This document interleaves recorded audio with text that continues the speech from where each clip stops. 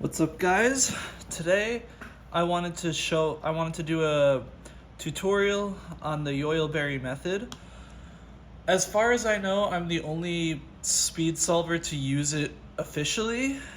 I'm not the fastest speed solver because I know that other people who use Vandenberg have actually gotten sub 20 Yoyleberry solves, and I'm not there yet.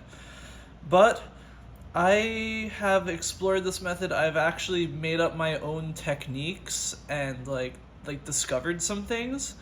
So I think that I have certain things to say that many other people don't.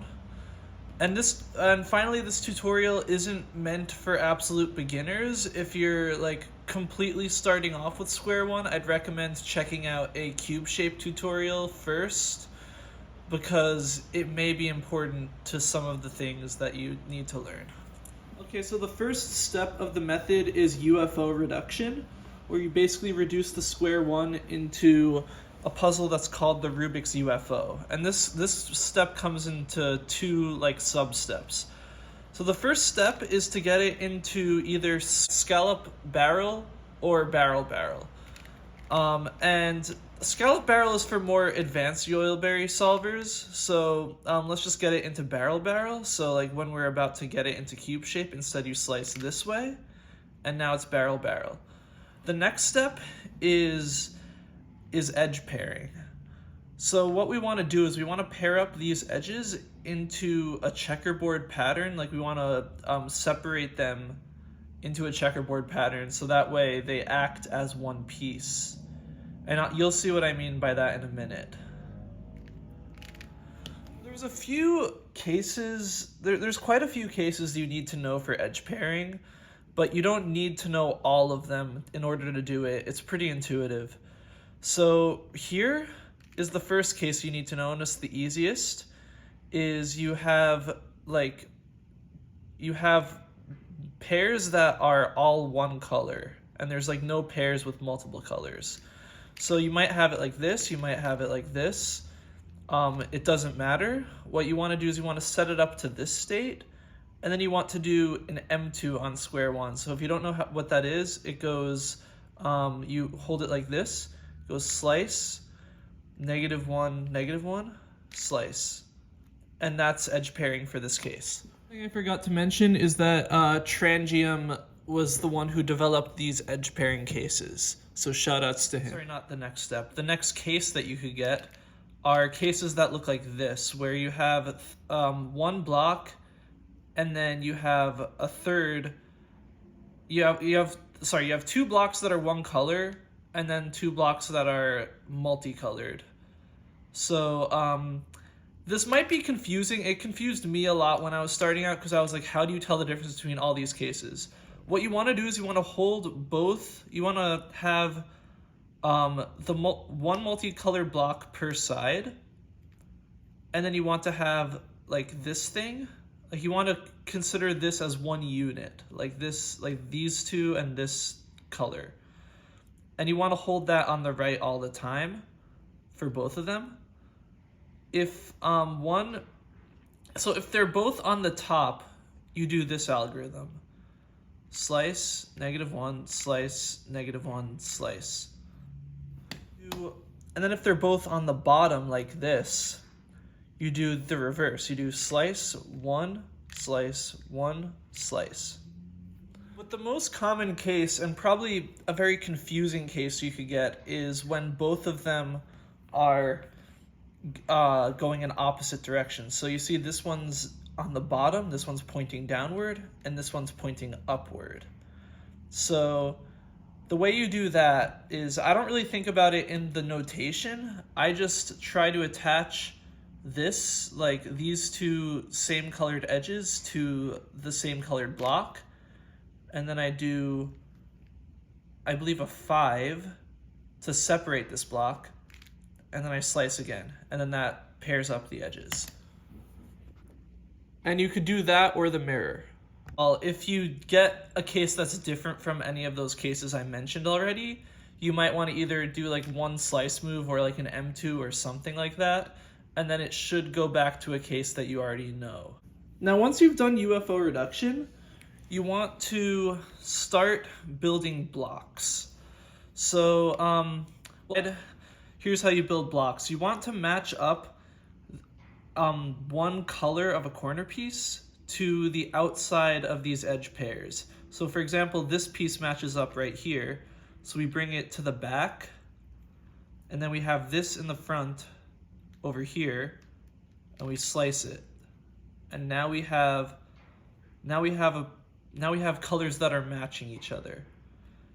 And then next, we could do the same thing over here. It's pretty intuitive. And now you've built what's called a quad, which is a corner and then an edge that matches it, and then another edge, which it doesn't matter what color the edge is as long as it's paired properly from the previous step, and then a corner that matches that edge. And then you want to build two quads on the bottom. And it's pretty intuitive. The thing is, you just need to be careful of stuff like this, where you have a color of the corner that matches the color of the edge, but it's facing the wrong direction. That's because you always need to pair up a specific corner to a specific edge. And the way you figure that out is like just sort of take note of what direction the corner is facing and take note of where the edge is. The way you build quads is always going to be the same. You're always going to have one piece at the top, either in the front or the back, ready to slice into a piece at the bottom. And once you slice it, then it should be matched up. Like if you get something, say, let's say you get something like this. You see a blue, and then you're like, okay, I see another blue corner. Let me match it up. Oh, no, it's red. Why is it red? The reason why is because the blue is facing away from the gap. So whichever blue corner you match up to this blue-black edge, you want it to face the same direction, or like face toward each other. So that way you can match up and make blocks. So this step might be a bit hard to solve if you've never solved a square 1 or a 3x3 before, but you just want to think about what pieces go together, and you want to match up colors the best you can, like that.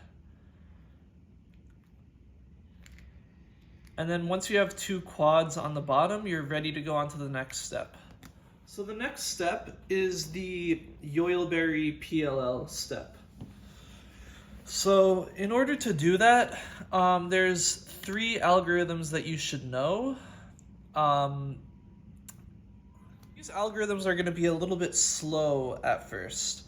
And it's going to take a while to solve this top layer in an intuitive beginner manner.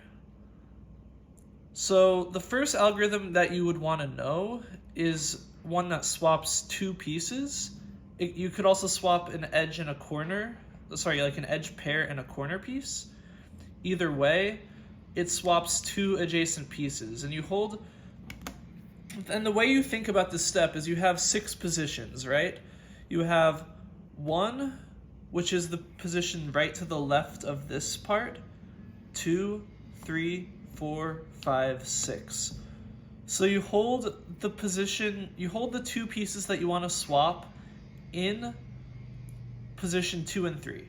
You do this algorithm: slice, 2, 0, slice, 0, -2, slice, -4, 0, slice, -2, 0, slice, -4, 0, slice, -4, 0, slice, and -2, 2. And that swaps the 2 pieces. The next algorithm you need to know is the opposite swap, where you may swap these 2 pieces.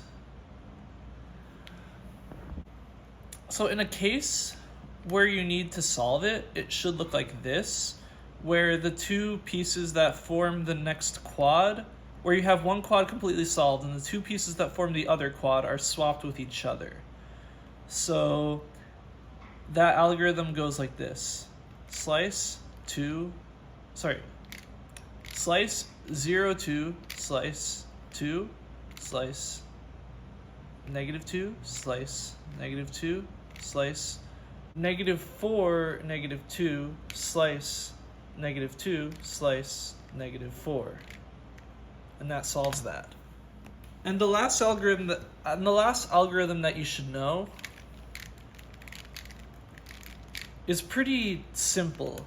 It swaps these two diagonal pieces, so you have basically two quads that are almost made, and then you have these two pieces that need to swap. So it's the same trigger twice, but with a move in between. So the trigger goes slice, -4, 2, slice, 4, 2. And then in between, and then you do a slice, and then in between you do 2, 0, and you do the same thing again. Slice, -4, 2, slice, 4, -2. So if you're solving the puzzle, you might be thinking like, well, now I have a shield case, or maybe I have a scallop case, or maybe I have a barrel case, but it's nowhere close to being solved. How do you get it to those positions, right? Well, first you do want to get it back to barrel position, right? And there's more efficient ways to do this, but like if you want to be minimal with your algorithms, first you want to do, if you get a shield, you want to do that first algorithm that we mentioned and swap this edge with this corner. Wait. Like that. And then if you have a scallop on top, you want to swap this edge pair with this corner. So you do the second alg that we were talking about.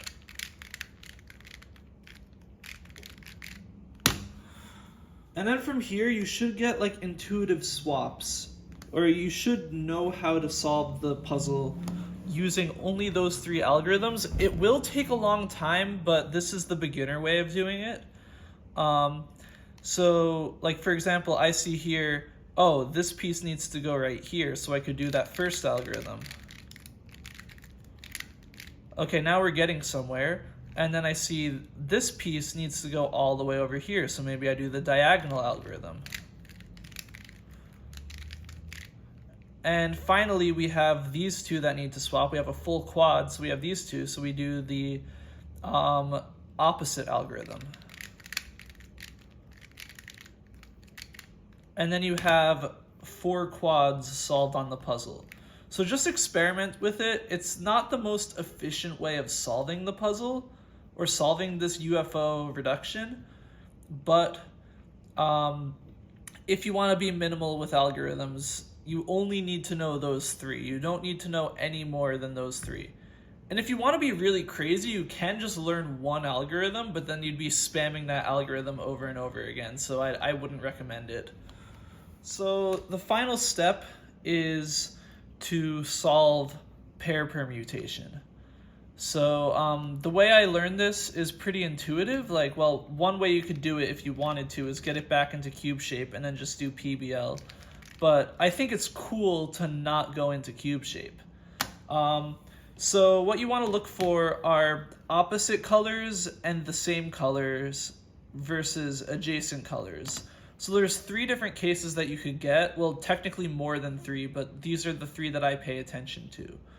The first one is where you have 2 quads that have adjacent colors, and then the other 2 quads have either opposite or the same colors, right? So, and what I mean by opposite colors, I don't have a 3x3 with me, but I have a cube, is when the puzzle is solved, you have colors that are adjacent to each other, and this will always be the case, 2 colors that are next to each other, versus 2 colors that are opposite each other. So that's what you're looking for. You're looking for blue-green, or you're looking for red-orange. First, and the easiest case you could get are when you have 2 colors that, like when you have all 4 quads that are opposite or adjacent colors. And the sub case that is easy to get as well is when you have two opposite quads and two same quads. And then this is literally just solve cube shape. The other sub case of this is where you either have all of the same or all opposite. And now this means that you have an n-perm, or like when you solve cube shape, you're gonna have an n-perm. So the way you fix this is by putting the two adjacent quads on the same layer. So now I have red and blue on the same layer. Then I do -3, -3.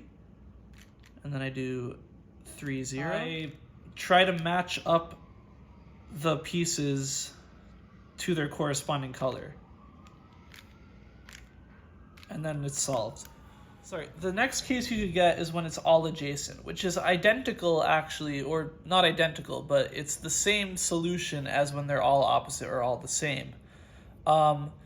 So what I do, which isn't always the best move, is I slice to get it to one of those cases, so that way I recognize what I'm doing from here.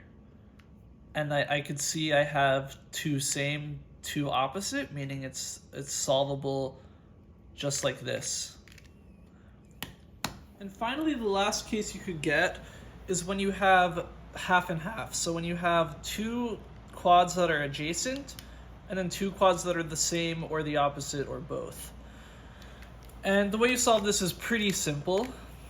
You want to slice in a way that matches up no colors.